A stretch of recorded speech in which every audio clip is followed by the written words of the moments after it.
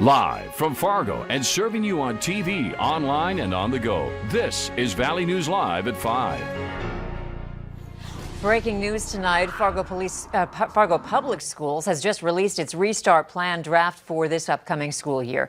The 83-page draft details protocols for COVID-19 cases as well as assignments for distance learning days. Some of the key points we picked out from the plan say schools will consider a hybrid approach to in-person instruction along with distance learning. Students and staff members will be required to wash their hands several times a day, and a mobile mental health team will be set up for anyone needing additional support. Now, this is an 83-page draft, and it will be posted to valleynewslive.com shortly so that you can view the entire plan. We'll also be doing a further breakdown on the draft tonight on Valley News Live at 6. New for you now at 5. Newly released court documents detail a woman's role in several armed robberies in Fargo. 21-year-old Sarah Ann Carlson was indicted by a federal grand jury for conspiracy to interfere with commerce, use of a firearm, and interfering with commerce. Investigators say she was associated with a gang that robbed known drug dealers in Fargo and Moorhead. They reportedly used shotguns and AK-47s to steal cash, jewelry, and expensive handbags. Carlson is scheduled to appear in federal court on Friday. The Cass County Sheriff's Office needs your help finding a missing man in Outing, Minnesota. Officials say 38-year-old Jamie Lucas of Brainerd, Minnesota, was last seen on Friday, July 3rd. Lucas is described as a male, 6'4", 180 pounds, with brown hair and blue eyes. Lucas left on foot during a traffic stop. Officers have used a canine to search for him. Anyone with information about Lucas can contact the Cass County, Minnesota Sheriff's Office. That phone number is 218-547-1424. Fargo police are warning the community about illegal counterfeit pills that resemble oxycodone. There have been several overdoses recently throughout the state of North Dakota involving these counterfeit pills. The pills are sold illegally and contain fentanyl. They have a green tint to them and usually have an M imprinted on one side and a 30 on the other. Now, 30-milligram oxycodone pills prescribed by a doctor legitimately are still safe. If you find any of the other pills or any other substance you believe to be suspicious or dangerous, go ahead and contact police. It is always a good day when we don't have to worry about the weather. So let's get a check of this evening with Justin and your first alert forecast. Hey, Justin. Yeah, thank you, Andrea. Good evening, everybody. It's another really great day. We had an active weather pattern for a few weeks. Now we're back to sunshine and temperatures, we're going to say seasonably warm. We should be into the lower 80s this time of year. Here's a look at the current temperatures. Lower 80s out toward Fargo and Jamestown, near 80 into the Grand Forks and Devil's Lake area, and across our Minnesota counties, mainly into the upper 70s. Winds are mainly from a northwesterly or northerly direction. Wind speed's not really that big of a deal, between say 5 and 10 miles per hour, keeping us nice and dry. We have mostly sunny skies across most of the region. A few more clouds into the Northern Valley, Devil's Lake Basin, and south of Jamestown, but that is basically it for the moisture. So as we go through this evening, temperatures falling from the lower 80s back through the 70s into the mid 60s by around the midnight hour, as we are mostly clear. Now, this really nice weather pattern with lots of sunshine and warm air will continue. We have one chance of some showers and thunderstorms in the next 7 days. We'll tell you when that is coming up a little later on in the newscast. All right. Thanks, Justin. A 50-year-old man is now facing 3 felony charges after court documents state he has sexually abused a young girl since 2016. Officials say Michael Chenerides is charged with felony continuous sexual abuse of a child and 2 felony counts of corruption of a minor.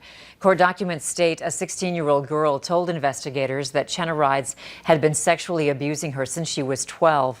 The victim told investigators that it happened almost every morning for months and says the sexual abuse escalated until she got her first boyfriend at age 14. As the U.S. struggles to contain the coronavirus, there are growing concerns about a possible new spike in Europe. Many of those new cases are tied to reopenings. Ian Lee reports from London, where new travel restrictions are in place. Europeans flock to beaches as lockdowns lifted across the continent. Some practicing social distancing, others not so much. The lax attitude has seen cases in Spain quadruple in a month. France, Germany, and Belgium are also seeing an uptick in new infections. British officials here in the UK worry their country could be next as more people vacationing abroad start to return home. And let's be absolutely clear about what's happening in Europe. I'm afraid you are starting to see in some places the signs of a second wave of the pandemic. To prevent returning vacationers from spreading the virus, the UK government introduced a 2-week quarantine for travelers from Spain. Not all agree. It's unbelievable. There's no need for it at all. No need. Germany also advised holiday makers to avoid COVID hotspots in Spain, with the health ministry discussing mandatory tests for returning passengers at airports. The spring's strict lockdown left famous tourist sites deserted, and millions of people who make their living from tourism out of work. There's no work for anybody if our tourists don't come. It's horrific. It's pretty awful. Very, very sad. Tourists should pack a mask with their sunscreen, along with some patience as authorities enforce more social distancing, curfews, and testing. Ian Lee, CBS News, London. The spike comes as the World Health Organization warns that young people could be the driving force behind the new cases. We have updated numbers of COVID-19 cases in our area. In North Dakota, health officials are confirming 89 new cases with a 2.6% daily positivity rate. In Minnesota, the health department is reporting 681 new cases. To get a full breakdown of the numbers of deaths, you can head over to our VNL News app. The Minnesota Department of Corrections is moving prisoner intake operations from the St. Cloud prison following a huge spike in COVID cases. The intake function will move to the Lino Lakes prison north of the Twin Cities this week and will remain there for the foreseeable future to allow the St. Cloud facility to stabilize the number of cases there. The St. Cloud prison had 122 positive COVID-19 cases as of Tuesday. Once they're sent to another prison, the prisoners are quarantined for 2 weeks. A major fitness corporation announced new masking rules this week.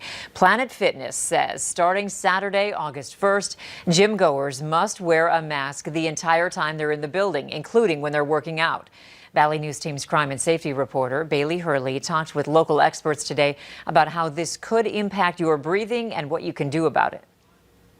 While it won't kill you to work out with a mask on, Kendall Railing says when it comes to running, jumping, or any other type of cardio, wearing a mask will make it harder to breathe. A lat pull down, a bicep curl, anything like that is not going to be a challenge at all. It's mainly going to be whatever it is that's going to tax that heart rate and make you breathe harder. It's going to be harder to get that air in and through that mask. Many online retailers are now selling masks specifically for exercise. However, it might not solve the problem for everyone. And Railing says if that's the case for you, it might be best just to take it down a notch. Not that they have to hold off on those exercises, but it may be that maybe the intensity isn't as great as they would normally do. However, he also says don't knock it till you try it. If they can tolerate a harder exercise with the mask on, more power to them. Railing says regardless of gyms requiring masks when working out or not, he suggests taking advantage of Mother Nature for your exercise needs while you still can. We've got a few months left of nice weather, then the winter's going to hit, and then then we're going to be indoors for sure. Get some of that aerobic capacity work done outside, and then if you want to go to the gym and do some strength training, great, go ahead. In Fargo, Bailey Hurley, Valley News Live. For a list of masks made to wear while exercising, head over to our VNL News app. Federal unemployment benefits have become a major point of contention as Congress debates another coronavirus aid package. The bill introduced by the Republican Senate majority calls for slashing the weekly benefit from $600 to $200. Instead, their goal is to replace 70% of a laid-off worker's income with a combination of state and federal benefits. Republicans claim the current payment is more than what most unemployed workers earn on the job, and that isn't fair to those still at work. The Congressional Budget Office says that 5 of 6 recipients of this aid, 83%, received more to stay home than they made on the job. We all know that's not fair, and it's not workable in a reopening job market. Democrats are blasting the idea, saying Americans want to work and cutting benefits could lead to millions more hungry families. Still ahead on Valley News Live at 5, the White House coronavirus advisor is asking the public to follow the science when it comes to hydroxychloroquine. And more of the same for the day tomorrow. Mostly sunny skies and temperatures into the low to mid 80s, but thunderstorms do return for Friday. We'll have the details on that coming up.